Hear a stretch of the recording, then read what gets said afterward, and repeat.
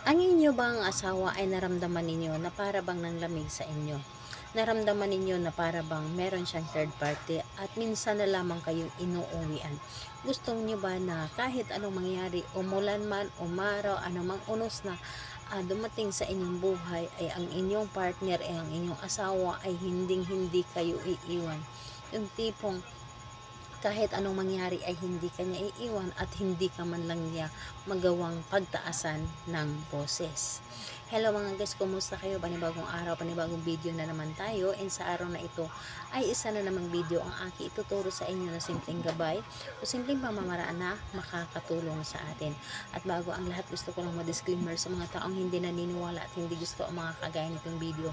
Please skip this video and maghanap kayo ng videos na gustong gusto nyo, dahil ang video na ito ay para lamang ito sa mga taong naniniwala and gusto mo try.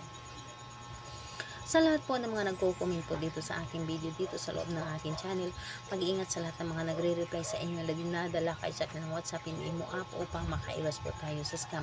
Ngayon po ituturo ko sa inyo paano hindi ka iiwan ng inyong asawa. Ito ay para lamang sa mag-asawa, hindi ito pwede sa magkasintahan pa lamang. Ito ay sa mag-asawa na merong anak. And ayun po, dapat lamang nating ihanda dito is kailangan mo lamang dito maghanda ng damit ng inyong asawa. Yung nalabhan na damit na hindi marumi.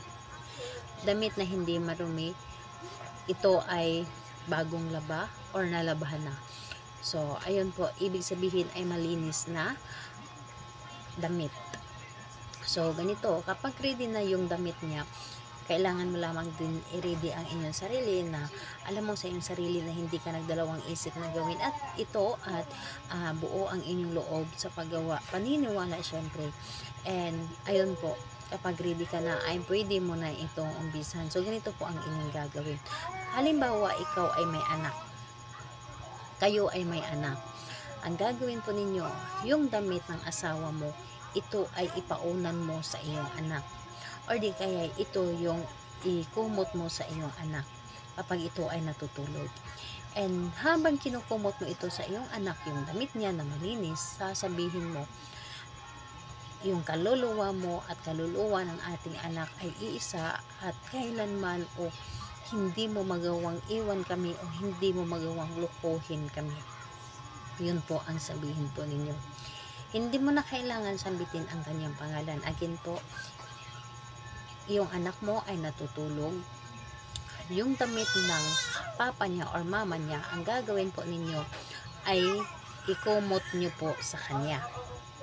Ikumot mo sa kanya and sabihin mo, kaluluwa mo at kaluluwa ng ating anak ay isa at kailanman ay hindi ka aalis, hindi mo kami iiwan at hindi mo kami lulukuhin.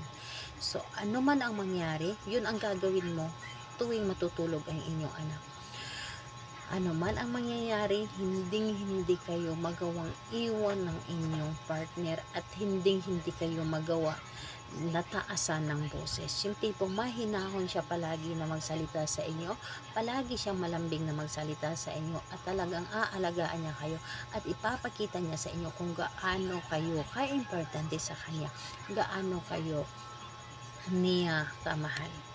So, ipaparamdam niya ito sa inyo. So, gawin ninyo ito sa merong pamilya para hindi masira ang inyong pamilya at hindi magawang manglalaki o hindi magawang mababae ng inyong partner. So, ayun po, wala sa araw, wala sa oras na paggawa nito, basta gawin ninyo ito palagi sa inyong anak para yung partner ninyo ay hindi kayo iiwan at hindi kayo lokohin.